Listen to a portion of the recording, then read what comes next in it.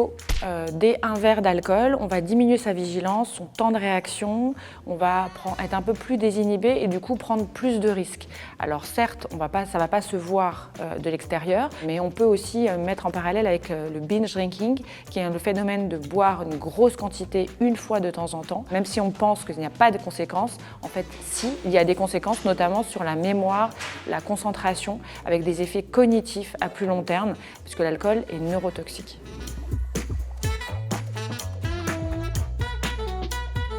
Vrai. Dès les premiers jours de l'arrêt de l'alcool, on va avoir une amélioration du sommeil, plus d'énergie et une meilleure concentration. Donc, quel que soit le consommateur que l'on est, arrêter de boire dès 1 semaine, 2 semaines, 3 semaines, on va avoir des effets positifs. Et pour certaines personnes, des effets positifs aussi sur le poids, puisque l'alcool est riche en sucre et l'arrêt de l'alcool peut être une manière de diminuer son poids.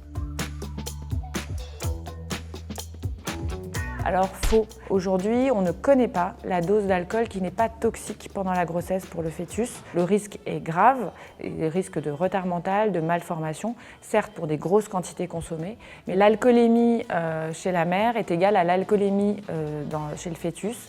Et donc le fœtus qui n'a pas le métabolisme pour éliminer l'alcool va avoir que l'effet neurotoxique. Donc il est recommandé de boire 0 alcool pendant la grossesse.